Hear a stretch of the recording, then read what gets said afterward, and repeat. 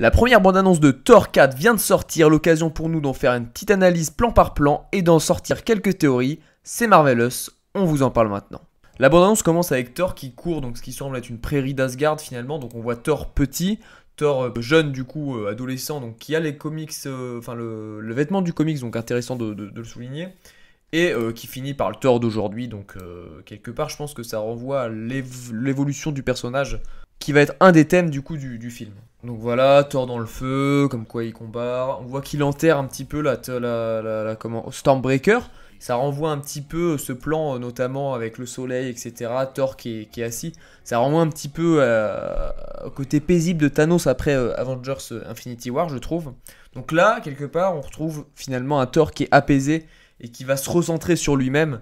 Donc je pense que ça va être un petit peu l'intrigue aussi, en tout cas dans l'évolution du personnage de Thor pendant tout ce film.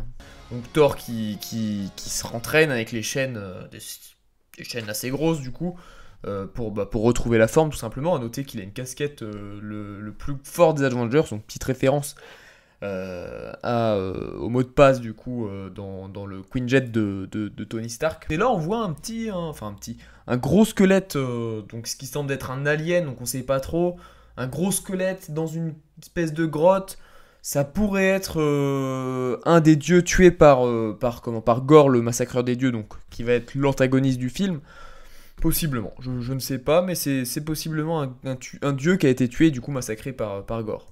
Bon, on verra ça dans le film.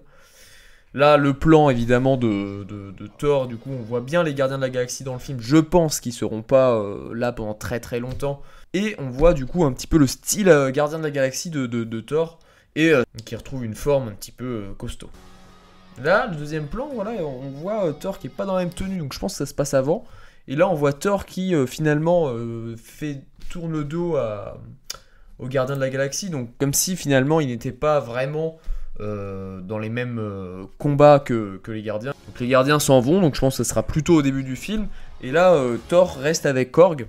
Donc voilà, les deux chèvres, je sais plus comment elles s'appellent ces chèvres de Thor, qui les capture, je crois, quand il est jeune.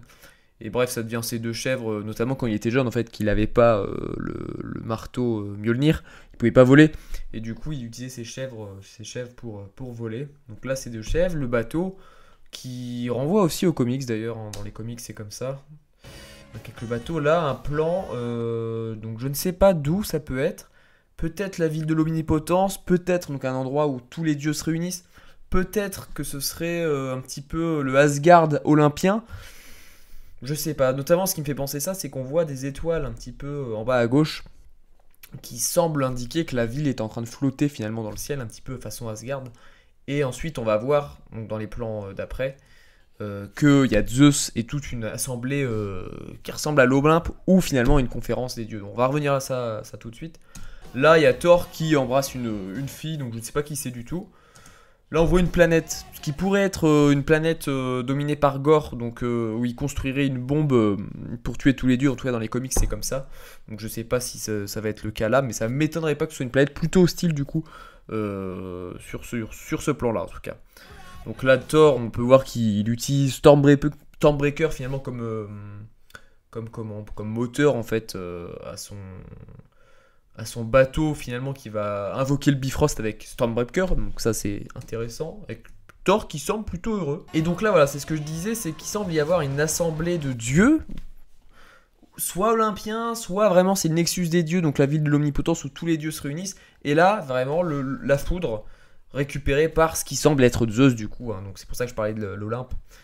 Ce plan super intéressant parce que il se trouve que dans les comics, c'est Faligar le Colosse, donc c'est un dieu que Thor croise dans l'espace comme ça à l'occasion et qui est tué, massacré par Gore le massacreur des dieux.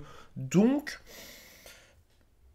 voilà, ça représente un petit peu, en tout cas au niveau de la taille, il est gigantesque ce mec et ça représente un petit peu la force de Gore. Et surtout ce que je trouve intéressant, c'est que le plan est vraiment exactement le même que dans le comics. Et la seule finalement différence entre ce plan et celui du comics, c'est qu'il y a Korg qui semble être avec Thor, mais sinon c'est exactement, au rocher près, c'est exactement la même chose. Donc plutôt intéressant dans la volonté du respect de l'œuvre originale en fait. New Asgard qui semble être complètement devenu finalement une ville touristique avec les gros paquebots derrière, Et là, du coup, Valkyrie qui semble complètement blasée, donc j'ai l'impression qu'elle est noyée dans la bureaucratie en tant que présidente, finalement, roi des Asgardiens, reine des Asgardiens. Ici, on retourne dans le plan de ce que j'appelle l'Olympe, je pense, notamment avec la grande statue de ce qui semble être Zeus. Donc Star-Lord, avec les gardiens de la galaxie. Et la petite blague donc, de la fin du trailer. Donc, voilà. Classique. Thor 4.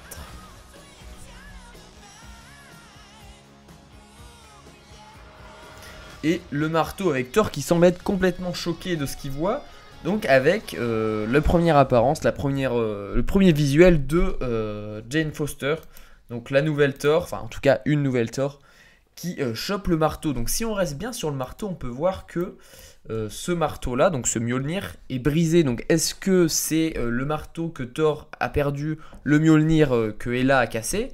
Est-ce que c'est la Jane Foster de notre univers? Est-ce que c'est une Jane Foster d'un autre univers? Je ne sais pas. Donc ça sera à découvrir dans le film. Pourquoi pas une Jane Foster d'un autre univers, hein, mais qui a été brisée, pourquoi pas non plus par Hela, le marteau, hein, pas un souci. Donc voilà. Donc un trailer dans l'ensemble qui est super très intéressant, notamment dans les visuels avec la ville de l'omnipotence, enfin en tout cas je sais pas spécial, enfin la ville de l'omnipotence ou finalement le mont Olympien, donc la ville de l'Olympe.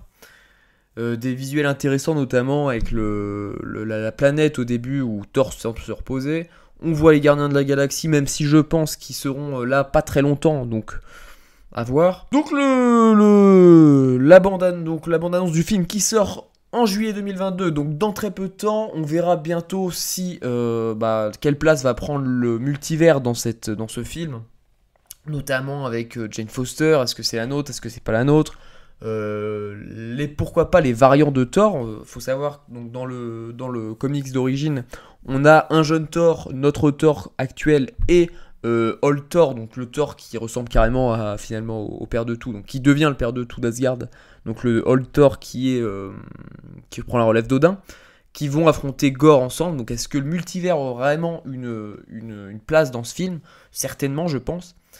Et puis voilà, pour l'instant pas trop de blagues, petite blague avec évidemment Star-Lord et Thor. Pour l'instant ça n'a pas l'air d'être très axé sur la blague, après on verra. Sur ce je vous dis, donc voilà c'était pour l'analyse du trailer plan par plan. On fera certainement de nouvelles vidéos théories donc sur le multivers, sur Gore, sur les potentiels Thor qui pourraient être là dans le film. Sur la place des gardiens de la galaxie, pourquoi pas. Donc on fera toutes ces vidéos potentiellement théories, donc ces vidéos théories très rapidement sur la chaîne. Donc n'hésitez pas à vous abonner, notamment si la vidéo vous a plu. N'hésitez pas à commenter sur ce que vous avez pensé de la bande-annonce. On se retrouve très bientôt pour une nouvelle vidéo. C'était Marvelous, à la prochaine.